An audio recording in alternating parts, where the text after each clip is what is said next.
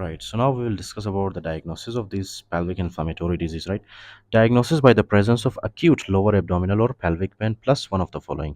अच्छा, सबसे पहली बात क्या है कि ये जो पेशेंट्स आते हैं आपके पास, इनको acute lower abdominal pain होता है, right? That basically means इनको suddenly lower abdominal या तो फिर pelvic pain होता है, right? उसके साथ इनके अंदर एक और फीचर भी होता है, right? जैसे कि uterine tenderness, या तो फिर इनके अंदर एडनेक्सल टेंडरनेस हो सकता है, या तो फिर इनके अंदर सर्वाइकल मोशन टेंडरनेस हो सकता है। Fine, okay. तो इन तीनों में से अगर कोई भी फीचर प्रेजेंट हो पेशेंट के अंदर तो उसके बेसिस पे आप डायग्नोस बना सकते हैं, राइट? पेल्विक इन्फ्लामेटरी डिजीज का एक लोअर एब्डोमिनल पेन, दूसरा cervical motion tenderness for example, ठीक है?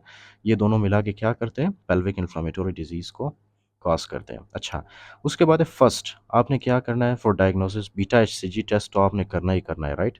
हो सकता है ये पेन जो है फॉर एग्जांपल प्रेगनेंसी की वजह से हो, तो आपने सबसे पहले प्रेगनेंसी को रूल आउट करना है।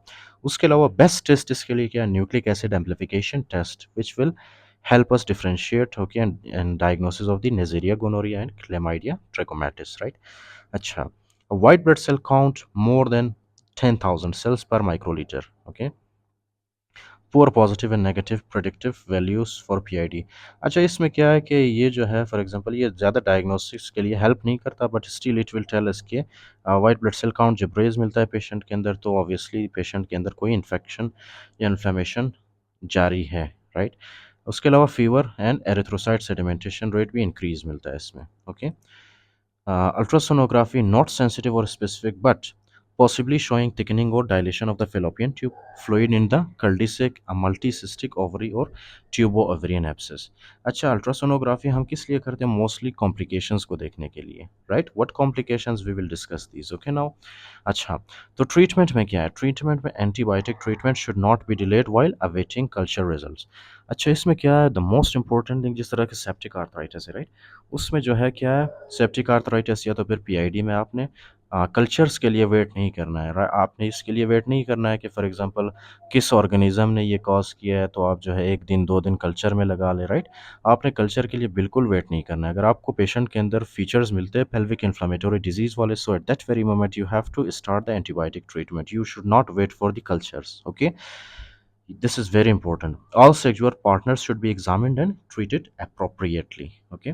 अच्छा, आउट पेशेंट रेजिमेंट क्या है इसका? आउट पेशेंट रेजिमेंट मतलब outside the hospital, right? Regimen क्या है इसका? रेजिमेन ए इसका सबसे मोस्ट हेल्पफुल है। रेजिमेन बी इसका जो है it is not used any more because of the resistance, okay? तो रेजिमेन ए हम फॉलो करते हैं। रेजिमेन ए में क्या है? सेफ्ट्राइक्सोन आप देते हो, सेफ्ट्राइक्सोन intramuscular for one dose, okay? आप वन डोज ऑफ क्या देते हो? सेफ्ट्राइक्सोन। सेफ्ट्राइक्सोन किसको कवर करता है? सेफ्ट्राइक्सोन जो है नेजेरिया गोनोरिया को कवर करता है, ओके? नेजेरिया गोनोरिया को कौन कवर करता है? सेफ्ट्राइक्सोन, अंडरस्टूड? अच्छा, इंक्लूडिंग दैट हमने डिस्कस किया था कि इसके मोस्ट कॉमन काजेज़ कौन से हैं? पीआईडी के मोस्ट कॉमन काजेज़ है, एक तो नेज़ेरिया गोनोरिया और दूसरा कौन सा है? Chlamydia trachomatis, okay? Chlamydia trachomatis, fine. तो हम क्या करते हैं? हम जो है एट अ टाइम हम नेज़ेरिया गोनोरिया के लिए भी ट्रीटमेंट देते हैं और क्लेमाइडिया ट्रिकोमैटिस के लिए भी ट्रीटमेंट देते हैं, ओके? नेज़ेरिया गोनोरिया के लिए हम लोग क्या देते हैं? सेफ्ट्राइक्सोन इंट्रामस्कुलर, और क्लेमाइडिया ट्रिकोमैटिस के लिए हम क्या देते हैं? डॉक्सीसाइक्लिन पर ओरल फॉर 14 डेज, राइट? तो ये हम किस चीज़ में देते हैं? सेफ्ट्राइक्सोन आईवी में देते हैं, राइट? ओके, सॉरी, आईएम में देते हैं। उसके अलावा डॉक्सीसाइक्लिन हम किस में देते हैं? Oral for 14 days, okay? और ये किसको कवर करता है डॉक्सीसाइक्लिन? क्लेमाइडिया ट्रिकोमैटिस को कवर करता है, फाइन।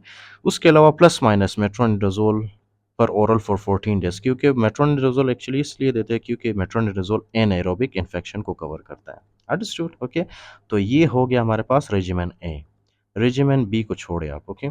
उसके बाद इन पेशेंट एंटीबायोटिक रेजिमेन, अगर फॉर एग्जांपल पेशेंट हॉस्पिटल के अंदर है, हॉस्पिटल में आप कब एडमिट करते हो? ऑब्वियसली जब पेशेंट के अंदर बहुत ज़्यादा फीवर हो, नोजिया वॉमिटिंग हो, सीवियर पेन हो रहा हो पेशेंट को, ट्यूबो ओवेरियन एब्सेस आपको मिला अल्ट्रासोनोग्राफी में, राइट?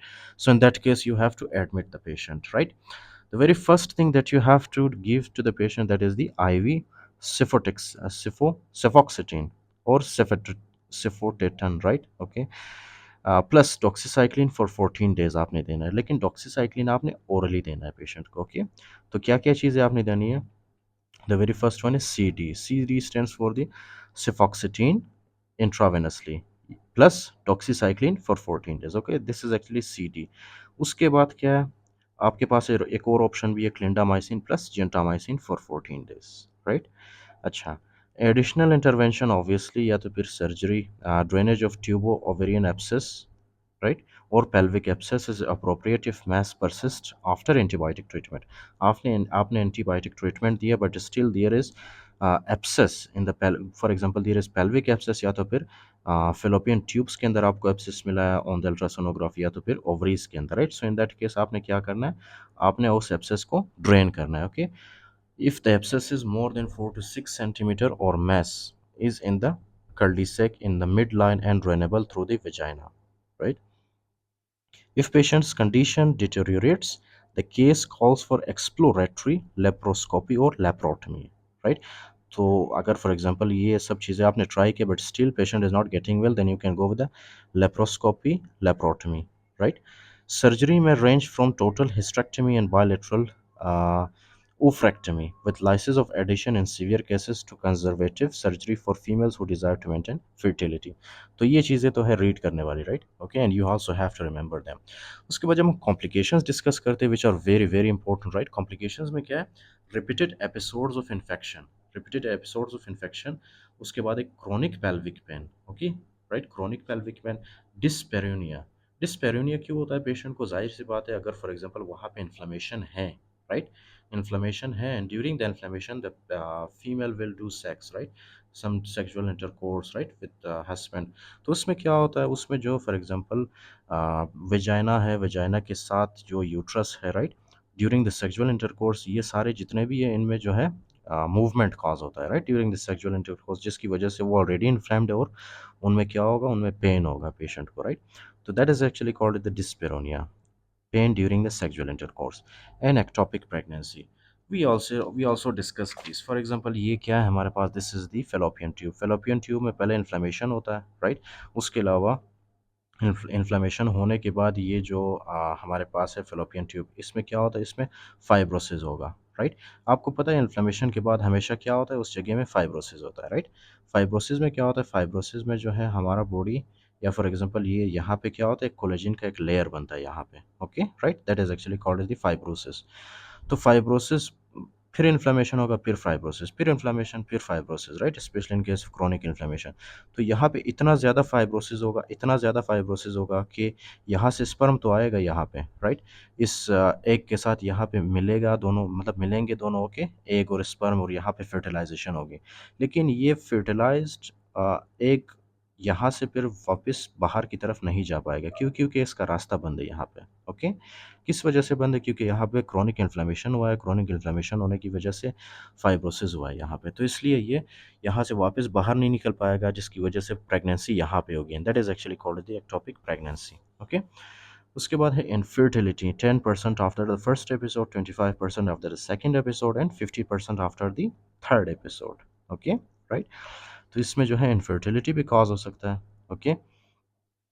उसके बाद है फिट्स ह्यू कर्टिस सिंड्रोम, ये मैंने आपको बताया था, present with associated peri hepatitis, right upper quadrant pain, abnormal liver function, and referred right shoulder pain, fine.